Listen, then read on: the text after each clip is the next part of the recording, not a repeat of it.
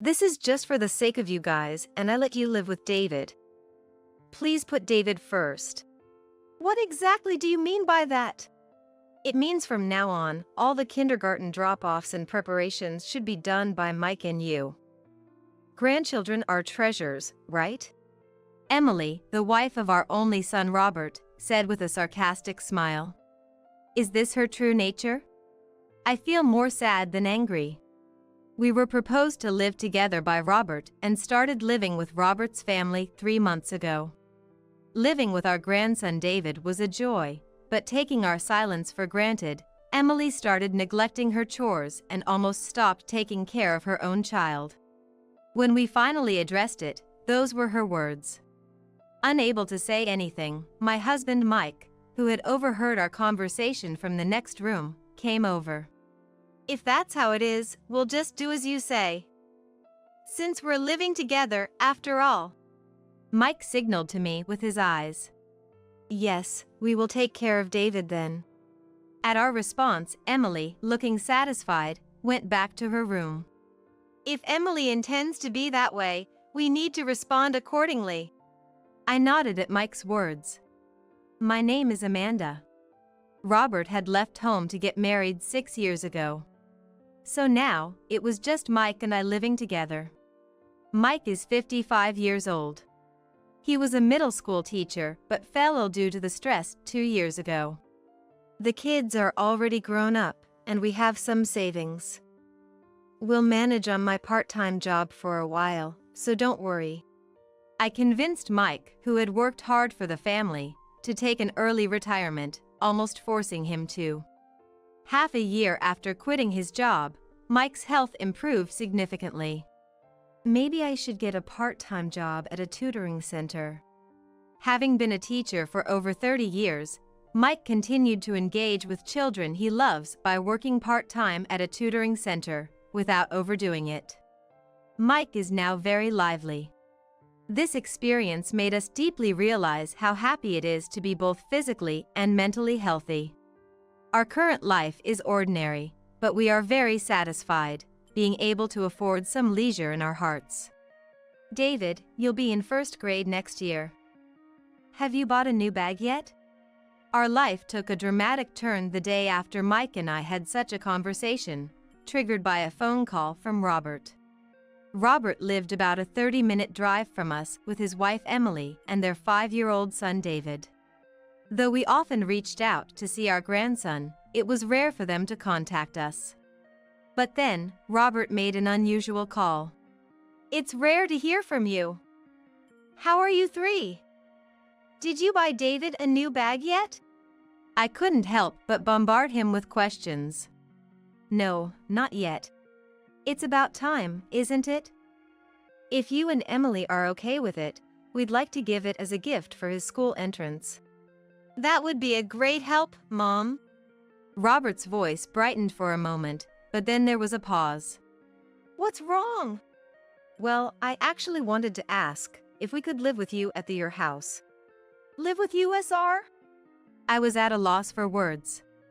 Robert apologetically explained that his family was currently facing financial uncertainties. As David grows, expenses will increase, right? Emily and I discussed that we should start saving now. So, Emily is also hoping to live together? That was surprising to me. Emily had quit her job when she got pregnant with David and had been a housewife ever since. Although Robert chose her and she's not a bad person, I've always felt a barrier and couldn't quite get a grasp on Emily.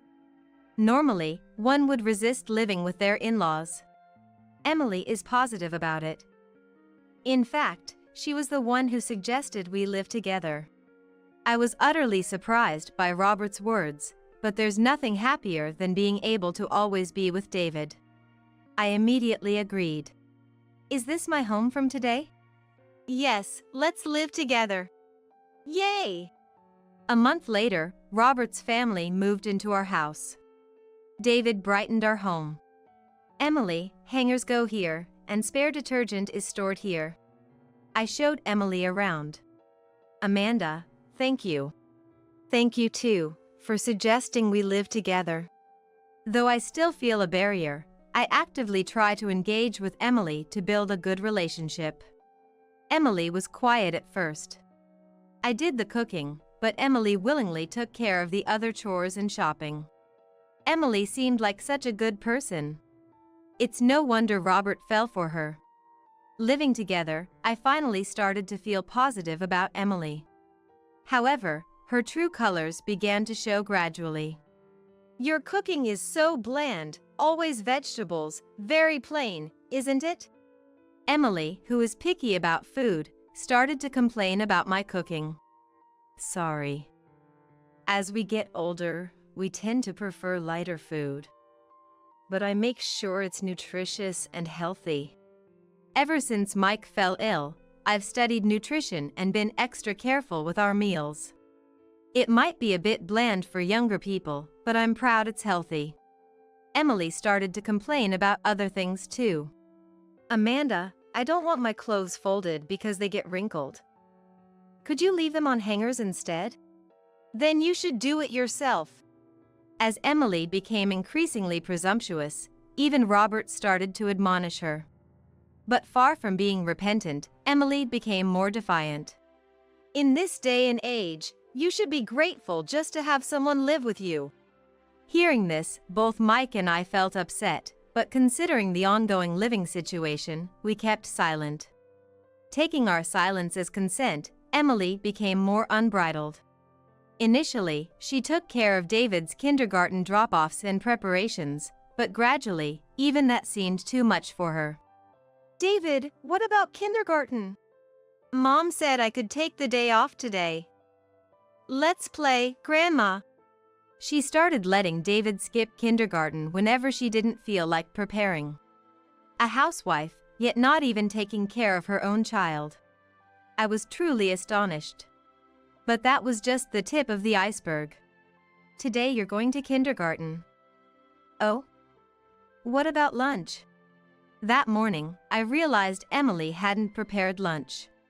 A bad feeling washed over me, and when I checked David's kindergarten bag, I found only a small bread bought from the grocery store. Sending a kindergartner with just a small bread for lunch. I couldn't stay silent this time. Emily, this is too much. As a housewife, you should at least prepare something more nutritious for him. But Emily threw unbelievable words back at me. You and Mike aren't working long hours, are you? You have plenty of time. I'm doing you a favor by letting you live with David. Please put David first. What do you mean by that? From now on, you and Mike should take care of all the drop-offs and lunch preparations. David is a treasure, isn't he? Emily said, smirking sarcastically. Is this her true nature? I felt sad beyond anger. Unable to say anything, my husband Mike, who had overheard our conversation from the next room, came over. If Emily says so, then we'll just do as she says. Since we're living together, after all. Mike signaled to me with his eyes. Yes, we'll take care of David ourselves. At our response, Emily, looking satisfied, went back to her room. After a while, Emily left the house dressed up, all by herself. If Emily intends to be that way, we need to respond accordingly. I nodded at Mike's words. That evening, Robert came back after Emily and David had gone to bed. I hate to bother you when you're tired, but... We reported today's events to Robert. I'm really sorry. I'll talk to her. Robert, already exhausted from work, had even more to worry about. We couldn't trouble Robert, who was working hard for his family, any further, and we couldn't let Emily do as she pleased if we were going to live together. We have a good idea. Would you let us handle it? I said, patting the worried-looking Robert on the shoulder with a smile. Then, we prioritized taking care of David as Emily had demanded. I took over preparing David's lunch. Mike was in charge of kindergarten drop-offs and pickups. With us taking care of her child, Emily started waking up only after David had left for kindergarten and often disappeared somewhere, dressed up, during the day. Sometimes, she would spend the whole day in pajamas, lazily using her mobile phone at home. Honestly, Emily's behavior was nothing but a nuisance, but Mike and I had decided not to say anything to her. Then, taking our silence as consent, Emily's selfishness escalated even further. One day, Emily hadn't returned home by the time David was supposed to go to bed. Where did Mom go? It's late, isn't it? Let me try contacting her. Worried, we decided to call Emily. Hello? Emily's carefree voice came through the phone. Hey, where are you? If you're going to be late, you should at least let us know. Then, she responded with something we hadn't expected. I forgot to tell you, but I'm at a hotel in Monterey right now. A hotel in Monterey? Yes. I'll be back by tomorrow evening, so please take care of David for me. The call was abruptly ended. We hadn't heard anything about a trip. Mike and I exchanged looks and sighed. Where is she? David looked anxious. She said she has some errands and can't come home today. David, let's sleep together tonight. How about we read the quiz book we borrowed from the library the other day? Yeah. Mike skillfully distracted David and took him to the bedroom. Just then, Robert came home. Did you know Emily went on a trip? Robert frowned. A trip? What are you talking about? Where did she get the money for that? Robert sighed deeply. I'll have to talk to her properly. Don't worry, we plan to make Emily take full responsibility. We're looking after David, so don't worry. It seemed like Robert sensed we had a plan. All right. Robert reluctantly agreed. But from now on, you should manage the household finances. Don't give Emily any money except for an allowance. Until now, Robert had been giving his entire salary to Emily, who managed the household finances. So he had no idea how much was being spent or saved. But that had allowed Emily to do whatever she wanted. Following our advice, from the next month, Robert only gave Emily an allowance of $200, and nothing more, strictly adhering to this rule. $200 isn't enough for anything. Emily protested vehemently. I think that's enough. When Robert said that, Emily fell silent. The people next door have brand name bags, and we have. Initially, Emily complained every time she saw Robert, but after Robert spoke harshly to her, she stopped complaining. You're not doing household chores or taking care of the children, so you should work. Emily vented her frustration on Mike and me. So it's because you always make vegetable dishes that aren't tasty. Ah, here we go again, so annoying. Despite Emily still complaining about my cooking, we didn't back down. David says he loves it, though. Yeah. I love Grandma's food. Nice, David. Sorry, but we're prioritizing David. We skillfully used Emily's own words, think of the grandchildren first, to quietly retaliate. It's so loud in the morning. One morning, Emily came out of her room, looking angry. We thought of making a swing for David. Thanks to being able to spend time with my grandson, I've found a new hobby. Thank you, Emily. No sooner had I spoken than the sound of a hammer hitting wood echoed throughout the house. Emily grimaced, but seeing David's eyes light up next to Mike, she couldn't say anything more. Also, Mike started doing DIY projects deliberately when Emily was at home. It's so noisy. Against Emily's complaints, I held my ground. Looks like he's making a chair for David right now. When you think of the grandchildren first, you just want to make things for them. Is there anything else that would be good to make? I smiled warmly at Emily, who glared at me and then retreated to her room. Contrary to Emily, who was accumulating dissatisfaction with daily life, David grew more attached to us day by day. Robert, I can't stand living in this house anymore. One evening, I overheard Emily exploding with complaints to Robert. David seems very happy here. He hasn't caught a cold since we moved in. And aren't all the chores and David's care being taken care of for you? It's about time you change your attitude, or you'll regret it. Robert warned Emily. After that, Emily's attitude improved slightly when Robert was around. However, Robert often went on business trips. During those times, Emily reverted to her old ways, staying out late and doing as she pleased, completely ignoring Robert's words. 8 months had passed since we started living together. David had finally started elementary school. With the start of elementary school came school lunches. And he began walking to school by himself in the mornings. With no need for lunch preparations or school drop-offs, Mike and I suddenly found ourselves with a lot of free time. David, what did you do today? Mike, a former teacher, eagerly helped David with his homework and started taking him to the library. Grandma, my friend wanted to come over, so I brought them home. After school, David sometimes brought friends home. Well, come on in. Wash your hands first. Maybe we can all bake some cookies together. When this happened, just like when Robert used to bring friends over, we would make sweets together or entertain them with homemade treats if we knew ahead of time. David's grandpa and grandma are so nice. Right?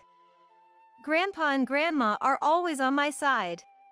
David proudly said this when his friends expressed their envy. Those words filled both Mike and me with joy. During dinner one evening, Emily, who usually ate quickly and returned to her room, spoke to David. David, do you want me to help with your homework? No, Grandpa helps me with my studies. David's immediate response left Emily looking flabbergasted. And we struggled to hold back our laughter. That day at lunch, David had brought a friend home and had this conversation. What's your favorite food, David? Hamburgers. Does your mom make good hamburgers? No, Grandma makes them. Actually, Grandma makes all our meals. Really? Emily must have overheard this conversation from her room and realized she was being sidelined. How about we go out together on your next day off? No, I have plans to play with my friends. We're going to make pasta with Grandma, right? David looked at me and smiled, so I nodded and smiled back. Seeing us like this, Emily's expression turned visibly displeased. Aren't you overstepping your bounds, taking my place as his mother? Emily glared at me. I was dumbfounded by her late complaint, but kept smiling for David's sake. Didn't you say to put David first? For us, David is a treasure. That's not what I meant. Emily slammed the table and stood up quickly, retreating to her room with a loud bang. Seeing this, David looked worried. It's okay. If you want to play with Mom, you can. And if you want to be with Grandpa and Grandma, we're more than happy. We're on your side, David. I gently patted his head, and he looked relieved. From then on, while David was at school, Emily persistently demanded that we give back David. We're not taking anything. We're just being grandparents. She doesn't cling to me at all because of you. That's your issue, isn't it? You must be saying bad things about me. Emily avoided mentioning her own behavior, blaming us for David not being close to her. Robert must feel something is wrong with this situation too. For some reason, Emily believed Robert would support her. Since Emily refused to listen to us, we decided to discuss the matter when Robert returned from his business trip 2 days later. Robert, please say something to Mike and Amanda. As soon as Robert returned, Emily ran to him with her complaints. Having been briefed in advance, Robert sighed deeply. It's your own fault. Robert coldly rejected Emily. In a surprising turn, Emily then turned to David for sympathy. David, you like Mom more than Grandpa and Grandma, right? David walked over to Mike and me and firmly grasped our hands. Grandpa and Grandma are always with me, they listen to me, and they teach me. I love Grandpa and Grandma a lot. Hearing David's words, Emily's face twisted. Are you betraying your mother? Emily's angry shout echoed in the room, causing David to flinch. To take her anger out on David like that. Mike and I could no longer contain our anger. Mike, could you take David upstairs? Mike gently embraced the frightened David and, as I suggested, took him to the second floor for safety. With the living room quiet, I slammed a thick envelope on the table. What's this? A detective agency? Hearing detective agency, Emily was taken aback. Without a word, I dumped the contents of the envelope onto the table. What is this? Among the spilled contents were photos of Emily holding hands with a man, entering a room together, clearly indicating an affair, along with a report from the investigation. We had been puzzled why, despite Robert's average income, we had to live together. Suspicious of Emily's behavior of neglecting her child and idly enjoying herself since living with us, we had hired a detective agency. To our shock, it turned out Emily was having an affair. Emily, under Robert's glare, looked down and trembled. You've betrayed our family. I want a divorce right now. Wait, it's not what it looks like. Emily's pleas were brushed aside by Robert. What's not to understand? To you, we're just in the way. Go to your lover. I had never seen Robert so upset. To see my son suffer like this. My anger was unbearable. I'm sorry. I went too far. I won't do it again. Please forgive me. Emily desperately apologized, hoping for forgiveness. There's no way I can forgive you. Then I accept the divorce. But I won't give up David. After all this, her audacity was astonishing. I was dumbfounded. You won't get custody, I admonished, and Emily glared at me. David is my child, born from my own body. I won't hand him over to anyone like you. Emily's hostility was blatant. For the past year, we've almost exclusively taken care of David. You've neglected your child and even had an affair. With so much evidence, there's no way you'll get custody. We'll also be seeking compensation for the affair through lawyers. If you have any objections, we're prepared to go to court. Just pack your things and leave immediately. Thus, Emily was forcibly made to leave our home. After Emily left, Robert sat down, defeated. I'm sorry for hiring a detective agency without telling you. I apologized to Robert while gathering the affair evidence back into the envelope. Mike and I had agonized over whether to tell Robert the truth after discovering the affair. We had hoped Emily might change. But with no signs of change from her and her unjust treatment of her own child, we couldn't forgive her. I'm sorry for the trouble, Mom and Dad. Can we still stay here? Robert apologized with a sense of guilt. Of course. We'll raise David happily together. That's when Mike and David came down from upstairs. Dad, what happened? David immediately noticed Robert's red eyes. David, Mom will be living somewhere else now. David clung tightly to Mike. Poor thing. Hearing the word Mom must have reminded him of being yelled at. David, we'll always live here together with me, Amanda, and Robert. Mike reassured David with a firm hug, and David's expression softened slightly. Then, Robert and Emily proceeded with their divorce through their respective lawyers, handling everything calmly. The fact of Emily's affair naturally became known to Emily's parents, Jennifer and Joseph. We're truly sorry for what Emily has done. Emily's parents flew in to apologize to us in person. Since the day we sent Emily away, we've had no idea where she is or how she's doing. Is Emily showing any signs of remorse for what happened? When I asked Jennifer, she gave a shocking reply. We don't know where Emily is either. We've disowned her. Disowned. I could sense the serious resolve in Jennifer and Joseph. Then, David ran over. Gramps and Granny! Did you come to visit? David, you've grown so much. Look, we brought your favorite sweets. They rejoiced at reuniting with David, who was clearly delighted to see his seldom-seen Gramps and Granny. It's quite a trip to our house, but please continue to visit David in the future. At my words, they looked surprised. Is that all right? Of course. Let's all continue to watch over David together. Thank you so much. For Jennifer and Joseph, David was their only grandchild. Despite the distance, their feelings were just like ours. They always cared deeply for David. After Robert and Emily divorced, we kept in regular contact with Jennifer and Joseph, updating them on David's life.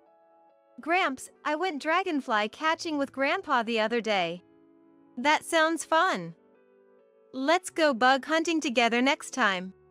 With Emily gone, peace and tranquility returned to our lives. I recently learned that, sometime after the divorce, Emily had reached out to Robert several times. Emily asked if we could get back together. Apparently, Emily was quickly abandoned by her affair partner and found herself alone. Having never really worked and lived carelessly, she couldn't find the motivation to work and quickly ran through her savings. That's when she approached Robert about getting back together. When Robert refused, she then asked for financial support. People don't change that easily. I felt nothing towards Emily anymore. Does she still contact you occasionally? I was concerned. No. Every time she contacted me, I'd send back those affair photos without a word. She gave up after that. Hearing that, I felt relieved. Thanks for everything, Mom. Good night. Perhaps out of embarrassment, Robert quickly retreated to his room after those words. His brief thanks carried a lot of meaning. Thank you, too, for the lively days. I murmured softly.